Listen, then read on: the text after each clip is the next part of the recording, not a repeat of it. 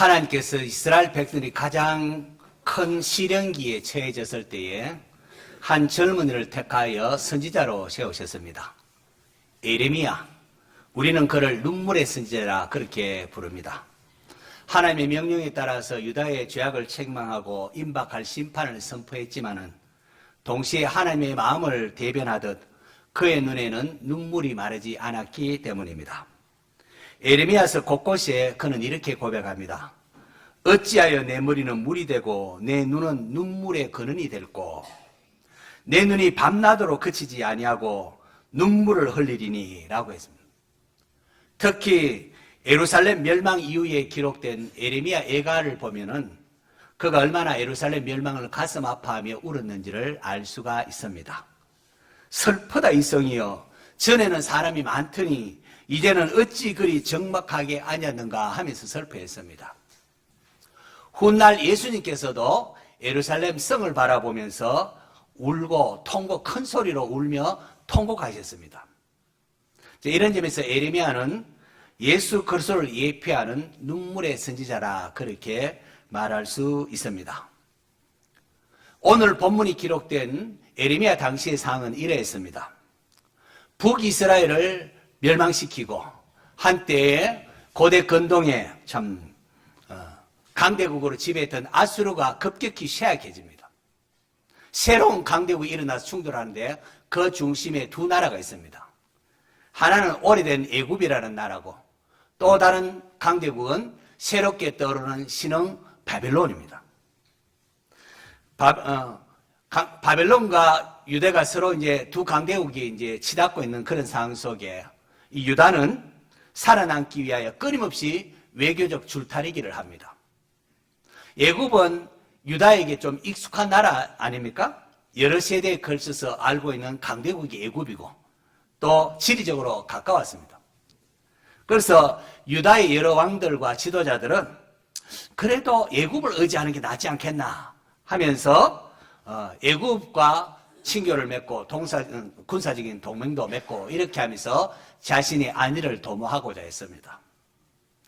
이러한 유다의 선택은 사람들 눈에 보면 지극히 이해할 만합니다.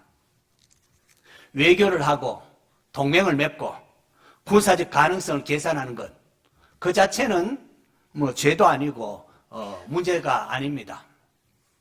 진짜 문제는 그들이 누구의 명령을 따르고 누구를 의지하며 살아가는가 하는 겁니다. 이스라엘 백성들은 자기의 왕이신 하나님, 자기를 애굽에서 구원하시고 또한 가나안 땅에 살가신 왕이신 하나님께 묻고 행동하기보다도 하나님 제쳐두고 그냥 자기 생각을 따라서 행동을 합니다. 하나님 의지하는 것이 아니라 하나님을 제껴놓고 애굽을 의지했습니다. 여러분, 역사의 주관자는 누구십니까? 하나님이십니다. 역사의 주관자는 하나님이시고 아수르나 애굽이나 바벨론이나 이런 나라들은 사실은 택한 백성인 이스라엘을 교육시키기 위한 도구였습니다. 그들이 잘못할 때 그들을 통하여 징계도 하고 그렇게 하지 않습니까?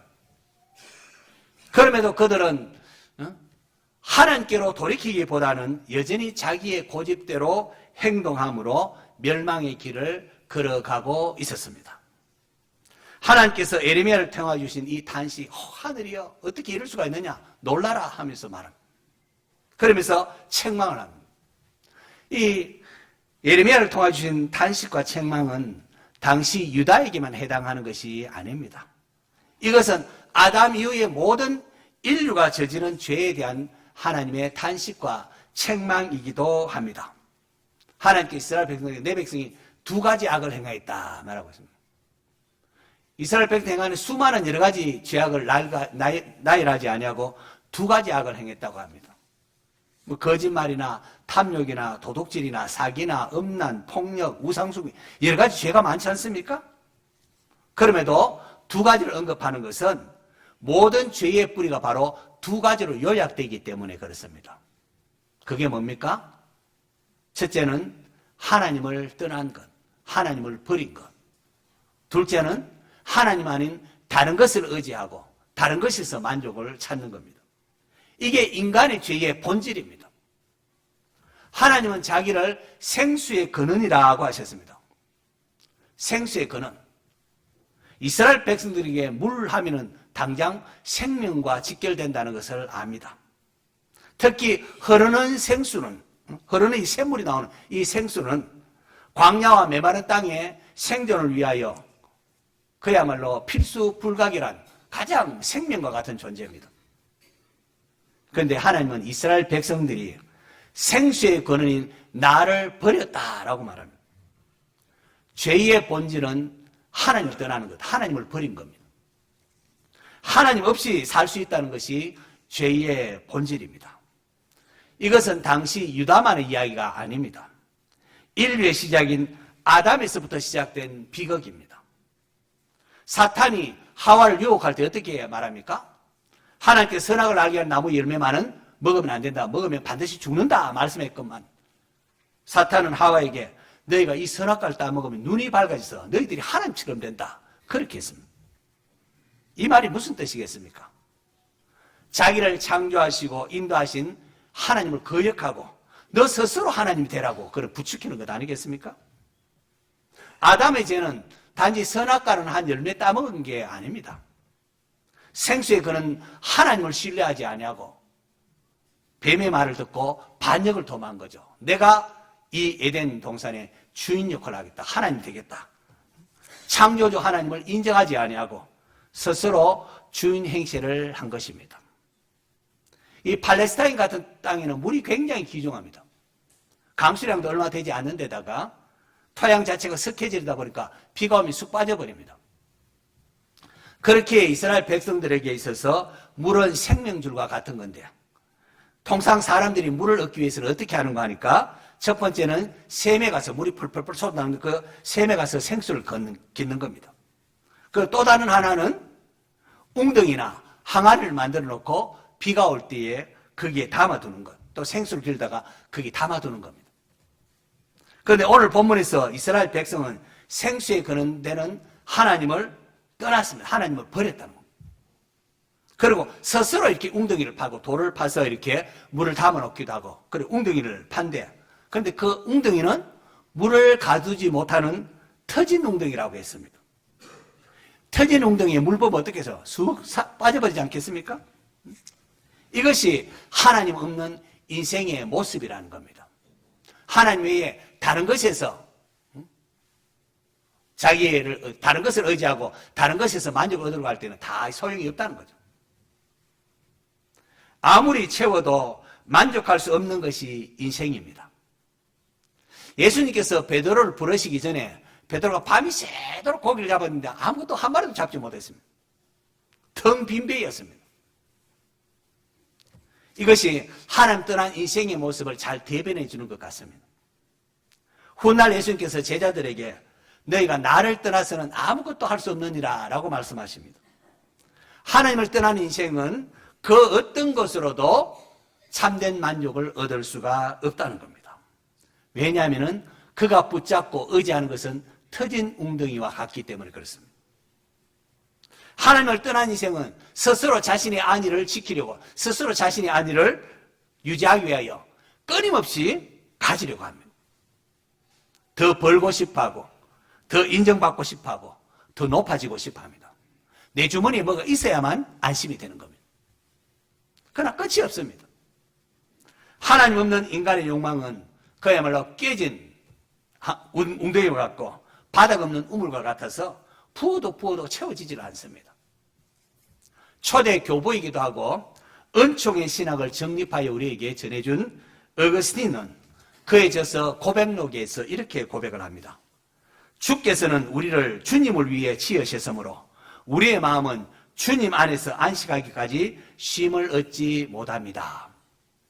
어거스틴은 젊은 시절 쾌락을 추구했고 성공, 학문, 철학, 명예를 추구했습니다. 그러나 그 모든 것을 얻어도 그의 마음은 공허했고 불안을 해결할 수가 없었습니다. 그는 예수님을 자신의 구주로 주인으로 영접한 후에 비로소 평안을 누리게 되었고 지나온 자신의 삶을 통하여 이런 고백을 한 겁니다. 사람은 하나님을 위해 창조되었다. 죄로 인하여 하나님 떠난 인생은 끊임없이 다른 것들로 만족을 찾는다. 그러나 세상의 그 어떤 것도 인간 영혼의 갈증을 채울 수 없다. 오직 하나님께로 돌아갈 때 참된 평안과 안식을 얻는다. 오늘 본문 예레미야 2장 13절의 말씀과 동일한 고백을 한 겁니다. 예레미야 당시 이스라엘 백성들은 자기의 주인이요 왕이신 하나님 떠나 자기 힘으로 살려고 발버둥 쳤습니다. 자신의 정치력과 군사력을 의지했고 나아가서 이방 나라를 의지했습니다. 하지만 그것은 터진 웅덩이와 같아서 그들의 안위를 보장할 수 없었습니다. 그 결과 하나님이 아닌 다른 데서 문제를 해결하다가 결과 이스라엘 백성의 모습은 포로가 되고 굶주린 사자들의 먹이가 되고 땅은 황폐해지고 성읍은 불타버렸습니다. 이러한 백성을 향한 하나님의 안타까운 말씀이 사실 그 다음 14절에도 이어집니다. 이스라엘이 종이냐 시종이냐 어찌하여 포로가 되었느냐라고 말입니다. 종은 노예이고 시종은 노예인 부모에게 태어난 종을 시종이라 이렇게 말합니다. 이스라엘은 존귀한 하나님의 백성, 자유민으로 왕같은 제사장으로 부름을 받았는데 너희들이 어찌하여 종과 시종처럼 이민족의 노예가 되어 그렇게 살고 있느냐고 하나님께서 탄식하며 외치는 말씀입니다. 성도 여러분, 오늘 우리들의 모습은 어떠한지요? 존귀한 하나님의 자녀로 하나님의 백성으로 거룩한 하나님의 백성으로서의 영광을 상실한 채 세상에서 허우적거리며 염려 근심에 사로잡혀 쉼을 누리지 못하고 있지는 않습니까? 하나님께 모든 것이 있어서 하나님과 관계 회복되면 언제 하나님 것이 나의 것으로 사용될 수 있는데요. 내 주머니 없다고 우리 벌벌 떨고 있지 않습니까? 여러분 주일이 뭡니까? 이 오노주 마무리 하나님 지으신 거예요. 하나님 지으신 거예요. 하나님 우리를 구원하셔서 창조주 하나님, 구원의 하나님을 예배하도록 구별된 날 아닙니까? 11조가 뭡니까? 내가 가진 모든 것 하나님의 것이고 하나님 나를 위해 사용해야 될 것이야. 고백하는 것이 또한 11조 아니겠습니까? 그런데 주일도 모르고 11조도 모르고 그저 노력하고 막 예습것만 밑빠진 독에 물붓기처럼 그렇게 정신없이 허우적거리고 있지는 않는가 하는 겁니다. 아무리 노력했는데 남은 것이 아무것도 없는 그런 상황에 있지는 않습니까? 오늘 우리는 매우 중요한 질문을 던져야 합니다. 하나님을 떠난 우리 인간에게 이제는 소망이 없는가? 생수의 근원을 버리고 터진 웅덩이를 붙잡고 있는 우리 인생에게 다시 돌아갈 길이 없는가? 돌아갈 길이 없는가? 이겁니다. 감사하게도 성경의 답은 분명합니다. 하나님께서 예레미야 선지자를 보내어서 유다를 책망하신 이유가 무엇이겠습니까? 하나님이 그들을 사랑하셨기 때문입니다. 하나님의 말씀이 들린다는 것은 이거는 희망이 있습니다. 희망이 있습니다. 이스라엘 백성들이 돌이켜서 살기를 바라기 때문에 이런 말씀을 하시는 겁니다. 예레미야서 2장을 읽다 보면은 누가복음 15장이 불현듯 떠오릅니다. 누가복음 15장에 보면은 둘째 아들이 아버지 간섭을 싫어해서 아버지 살아계심에 불구하고 내게 돌아올 유산을 달라고 생떼를 부립니다. 그렇게 해서 아버지 유산을 받자마자 횡하니 자기 재산을 정리해서 멀리 아버지 곁을 떠나버립니다. 아버지 곁부터 멀리 떠나가 버립니다. 아버지의 간섭이 싫었던 둘째 아들 그렇게 해서 먼 나라로 가서 자기 마음대로 허락방탕에 자기 마음대로 그렇게 살았습니다. 하지만 얼마 못 되어서 재산은 바닥을 치고 극심한 기근에 직면해야 했습니다. 유대인이라는 아무도 하려고 하지 않는 돼지치는 그런 것도 체험을 했고 굶주림에 직면한 둘째 아들 돼지가 먹는 그 지엽 열매라도 좀 먹어서 허기를 좀 채우려고 했지만 그것도 주는 사람이 없었습니다. 그제야 둘째 아들이 깨닫습니다. 야, 내 아버지 집에는 양식이 풍족한 품꾼이 얼마나 많은고 나는 여기서 줄여 죽는구나. 내 아버지 집에는 품꾼도 그렇게 풍족하게 사는데 나는 여기서 줄여 죽는구나. 둘째 아들이 자신의 잘못을 뉘우치고 아버지께로 돌아갈 때에 아버지가 어떻게 했습니까? 품꾼이 하나로라도 봐주시면 감사하겠다고 돌아간 둘째 아들인데요. 그때 아버지의 모습은 성경이 이렇게 말합니다. 아직도 거리가 먼데 아버지가 그를 보고 달려가 입을 맞추고, 놀랍게도 아버지는 이 망나니 같은 집 나가는 아들을 기다리고 있었다는 겁니다. 둘째 아들이 돌아왔을 때에 제일 좋은 옷을 내어다 입히고 손에 가락지를 끼우고 발에 신발을 신겨, 우리 집에 있는 제일 좋은 그 소를 잡아다가 잔치하지 하면서 기뻐하며 잔치를 했습니다. 아들의 신분을 회복시키셨습니다. 예수님은 집 나간 둘째 아들을 기다린 아버지처럼 하늘 아버지께서도 우리가 돌아오기를 기다리고 기다리신다고 말씀하셨습니다. 죄인 하나가 회개하고 아버지께로 돌아왔을 때에 하늘에서 천국 잔치가 열린다고 그렇게 말씀하셨습니다.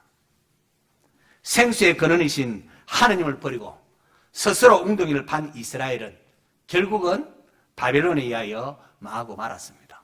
북이스라엘은 아수리에서 망했고 남유다는 바벨론에 의하여 망하고 말았습니다. 하지만 그것이 끝이 아니었습니다. 하나님께서는 예레미야를 통하여 장차 이스라엘 백성들과 내가 새 언약을 맺겠다고 약속을 하십니다. 이것은 죄에 익숙한 그들이, 죄에 익숙한 우리들이 행위로는 구원받을 수 없음을 알고 하나님께서 오직 은혜로 구원하겠다는 그런 약속이었습니다. 돌판에 이렇게 이전처럼 돌판에다 이렇게 살아야 돼 기록하는 것이 아니라, 율법을 새기는 것이 아니라 우리의 마음판에 하나님 율법을 새기겠다고 하십니다. 이 성령님을 통하여 새기는 것을 뜻하죠. 예수님께서 십자가에 달려 돌아가시기 전에 바로 예레미야가 한 그 새 언약을 맺습니다. 제자들과 떡과 잔을 가지고 이 떡은 너희를 위하는 내 몸이다, 이 잔은 너희를 위한 흘리는 내 피다 하면서 새 언약이라고 말씀하십니다. 예수님께서 십자가에 달려 돌아가신 것은 돌아가시기 전에 제자들과 맺은 언약이 바로 새 언약의 성취입니다. 예수님이 사람이 되어 이 땅에 오셔서 하나님의 율법을 다 순종하셨고, 그리고 죄가 전혀 없으신 분임에도 불구하고 십자가에 달려 죽으신 것은 우리의 죄를 대신 담당하심으로 그를 믿는 자에게 구원하시고, 그리고 그 마음에 성령을 보내시기 위함이었습니다. 요한복음 4장에 보면은 예수님께서 사마리아 수가성을 방문하는 이야기가 기록되어 있습니다. 예수님께서 그곳에서 우물물을 기르러 나오는 한 여인을 기다리셨습니다. 주님이 기다린 여인이 놀랍게도 남편을 5번이나 바꾸며 살았던 이방 여인, 사마리아 여인이었습니다. 인생의 행복을 찾아서 이곳저곳 방황했지만 그 어느 것도 그녀에게 참된 행복을 줄 수 없었습니다. 사마리아 여인은 터진 웅덩이를 붙들고 살았던 사람입니다. 그 사람을 대변해 주고 있는 겁니다. 여러 번 결혼 생활에 실패한 터라 사람들이 자기를 볼 때 수군거리는 것처럼 느껴져서, 그래서 그녀는 대인 기피증을 가집니다. 정오, 모두가 낮잠 자고 있는 유대사회에서 아무나 돌아다니지 않는 그 정오 시간에 몰래 우물물을 기르러 왔는데 거기 예수님이 기다려서 딱 만난 겁니다. 예수님께서 사마리아 여인에게 말씀하셨습니다. 여기 있는 물을 퍼다 마시면 잠시 목마르다가 다시 목마르지만 내가 주는 물을 마시는 자는 영원히 목마르지 아니하리니 내가 주는 물은 그 속에서 영생하도록 솟아나는 샘물이 되리라고 하셨습니다. 예수님은 그 여인에게 생수를 약속하셨습니다. 이게 복음입니다. 복음. 여러분, 복음은 단지 착하게 살아라 그런 게 아닙니다. 터진 웅덩이를 버리고 생수의 근원으로 돌아오는 주님의 초청이 담긴 게 복음입니다. 예수님께서 십자가에 달렸을 때 외치지 않습니까? 내가 목마르다. 생수의 근원이신 예수님이 목마르다 하는 이게 무슨 말입니까? 우리가 받아야 할 목마름을 대신 당하셨기 때문입니다. 우리가 받아야 할 심판, 우리가 죄로 인하여 받아야 될 하나님의 저주를 예수님이 대신 담당하셨다는 겁니다. 여러분, 십자가는 단순한 죽음이 아닙니다. 집 나간 아들을 데려오기 위한 하나님의 사랑이 담긴 희생입니다. 그래서 누구든지 예수님께 나아가는 자는, 예수님을 믿는 자에게는 생명이 주어집니다. 하늘 아버지께로 돌아가는 길은 예수님 뿐입니다. 예수님 뿐입니다. 예수님께서 내가 곧 길이요 진리요 생명이니 나로 말미암지 않고는 아버지께로 돌아올 자가 없는, 아버지께로 올 자가 없느니라고 하셨습니다. 이 시간 여러분의 마음의 문을 여시기를 바랍니다. 지금도 우리가 돌아오기를 기다리는 하나님께로 돌이키시기를 바랍니다. 하나님께서 에레미야 선지자의 눈물을 통하여 외친 그 초청이 바로 예수 그리스도 안에서 완성이 됩니다. 우리 함께 물가로 나오라는 복음송을 같이 부르도록 하겠습니다.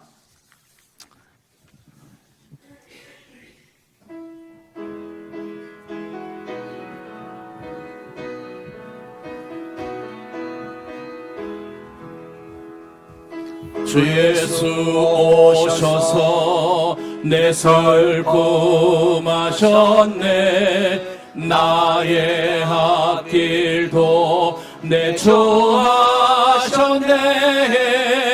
나 주를 버리고 떠나갔었네. 주님 약속대로 날 붙드셨네. 주 말씀 안에 너 물가로 건너오라. 내게로 오라. 너 목마른 것을 내가 채우리라. 어둠에 맬 때 흘리던 내 눈물,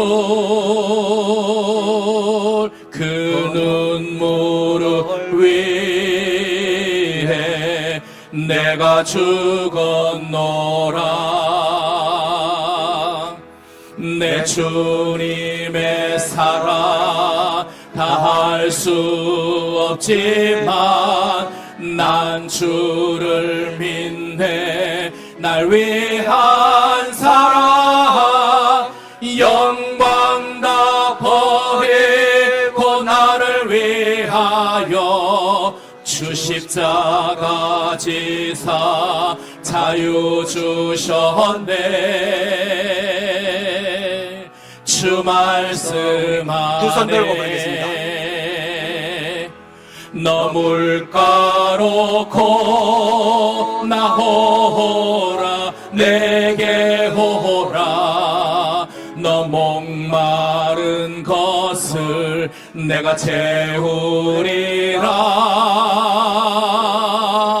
어둠에 맬 때 흘리던 내 눈물,